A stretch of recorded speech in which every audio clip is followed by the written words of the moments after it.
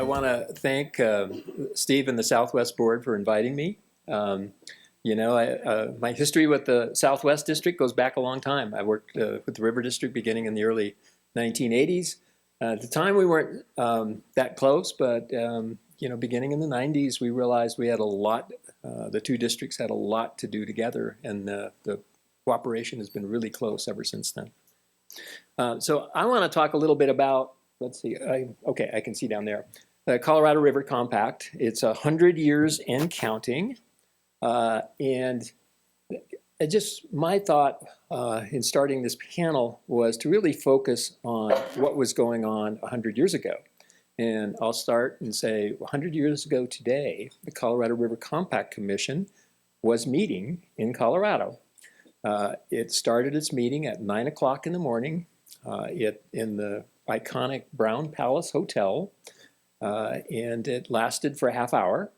Then they broke and they went over to the State House for a public hearing. That was the third public hearing they held in Colorado. They held one in Grand Junction and two in the Denver area. And it was the last of a series that I'll go into of public hearings that they held as they were putting together their compact.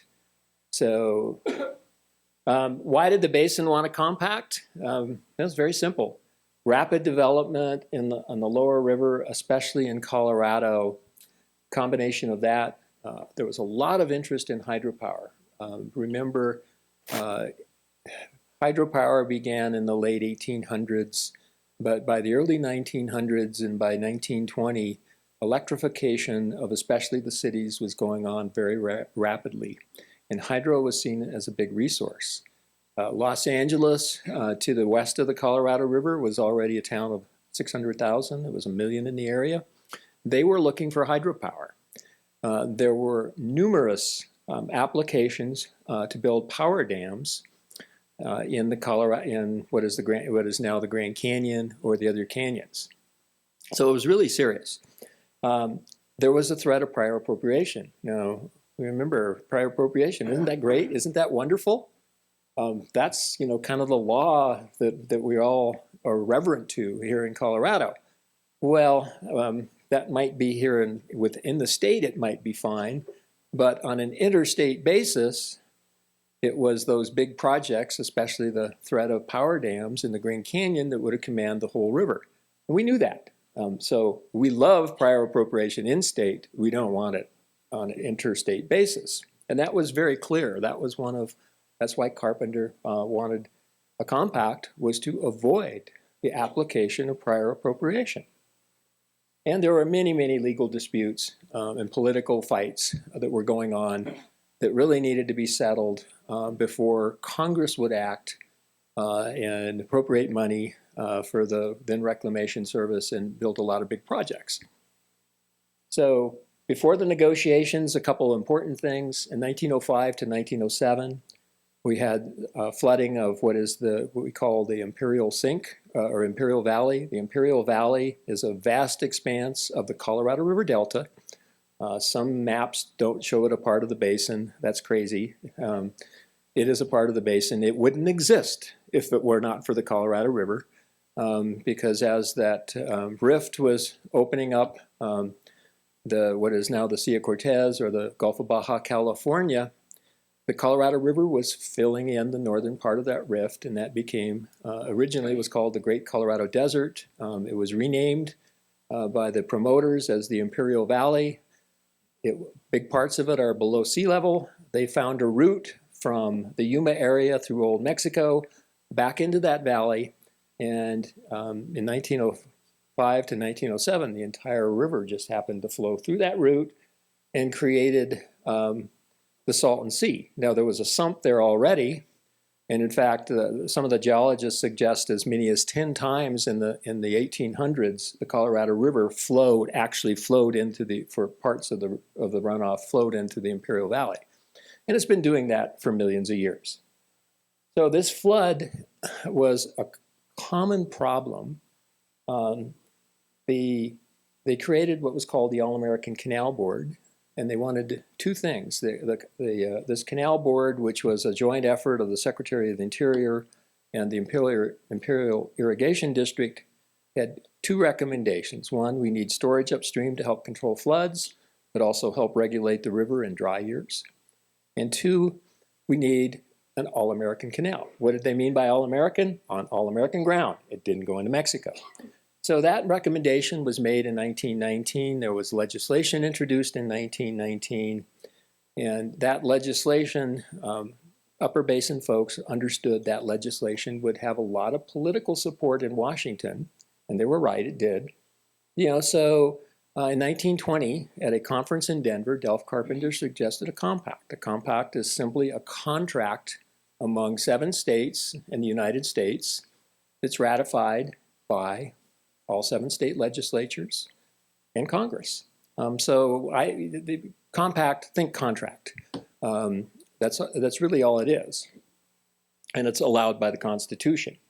In 1921, Congress gave the authorization to go ahead with a compact. Some of the milestones I'll get into is they first met in January of 1922. The initial attempts were to, and the legislation directed them to apportion water among the 7 states. They tried to do that initially by looking at irrigable ground. And Arthur Powell Davis, the commissioner of the Reclamation Service, had some pretty good data. He suggested that they use his data, that they apportion the water based on this irrigable ground. If states needed to take that from irrigation and use it for municipals, that was the state's business. His plan was good except for one thing. The rest of the compact negotiators were in game theory. So if Colorado thought it might have, 2 million acres of irrigable ground, I better tell them we have 4. So all of the states except California and Nevada did that. Nevada already knew they didn't have any irrigation. Essentially, they ended, when you went around the table and say, well, here's Davis's data, here's the state's data. The state's data was like, we have at least twice as much irrigable ground, even, part of that's on the flanks of 13,000-foot peaks, than what Reclamation said. So that really fell apart. It also fell apart because Delph Carpenter was a really strong advocate for sovereignty. He sort of viewed the states as nation states rather than, United States. And his fundamental belief was a state could do anything it wanted with any water that originated within or flowed through that state without regard to any of the downstream states. He'd already lost that in the Supreme Court in 1907, but he wasn't going to give up. And essentially what he wanted for a compact, and this was his preferred compact, was the lower basin can develop all we want, we'll support you in Congress, but no lower basin project can impact an upper basin project. So that was his preferred compact. He did agree that essentially we needed to have a limitation on trans-mountain diversions. His view was the topography and return flows would essentially limit upper basin development, but when you brought in trans-mountain diversions, he was okay with an explicit limitation. So then on June 5th, the Supreme Court said unanimously in a little tiny river called the Laramie that where 2 states have prior appropriation doctrines, an equitable way to divide that water up is by using prior appropriation across state lines. That left Carpenter in a really bad spot.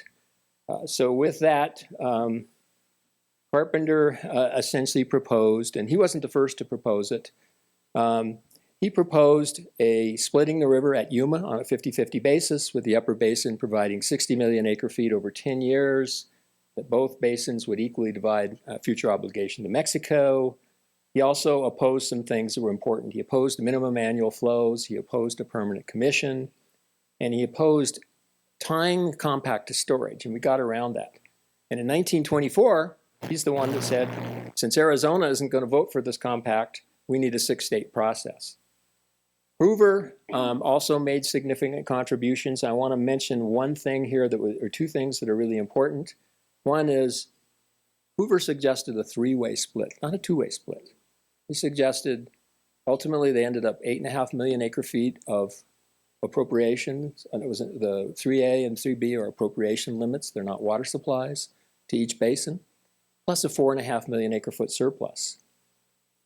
So this was this three-way split, and it says so in the compact that they're reserving a portion of water for future use. Now, of course, that was when they thought there was 20 million acre feet available. With 13 million acre feet, that's not going to happen. The other thing is he really also insisted on no impact on tribes. And remember what the chairman said, up until 1924, the Indian tribes weren't even, the Indians weren't, Native Americans weren't considered US citizens. And Hoover's view was that, and this was the same with Mexico, that United States obligations to these tribes by theory, legal theory, would trump any compact, because the United States obligation, a treaty obligation, is is an external commitment that is greater than a state-to-state compact. And he said so. He wrote a letter to Mexico saying so. That letter was approved by Delph Carpenter. Carpenter didn't like it, but he couldn't disagree with him legally. So compact realities and disputes, well, there was 20 million in 1922. Now there's 13 maybe. I asked, is this still an equitable division? My answer is no. We'll get into that. There are some other issues, like there's really no definition of what beneficial consumptive use is. Over the years, Arizona and the upper basin states had one definition, California had another, and that's never been resolved. Compact myths, 50-50 split, well, it's close. 3B is for the lower basin tributaries. No, that really wasn't, when you read what Carpenter said and others said about the compact. 3A and 3B, there was no distinction. The Boulder Canyon Project Act in Arizona v. California amended the compact. No, as a practical matter, maybe, but neither of them said they were amending the compact. Arizona v. California didn't even address the compact. It was interpreting the Boulder Canyon Project Act. Second century, impacts of climate change are a serious problem. Our obligations to the lower basin under Article 3, which is Mexico, a disputed obligation, and the 75/10, that's a problem because we're getting less water and we have a fixed commitment. Amending the compact is difficult, if not impossible. Litigation is crazy. I said risky, I should have said crazy, on an interstate basis. Expanding the interpretation of the compact is possible. Now everybody says, well, it's compact. Well, in 1924, the compact says 7 states. Carpenter said, no, we can't get 7 states, let's do 6. So only 2 years after it was signed, they already started reinterpreting the compact. We can reinterpret the thing. 100 years, there's a century ago, there's the Colorado River Board looking downstream at the Black Canyon site. There's the dam today. And I just want to point out one other thing. That blue line is the average flow, estimated average flow when they negotiated the compact. Over there, the gray is what we've had in the last 20 years. You can see there's a big difference. And with that, I'll sit down.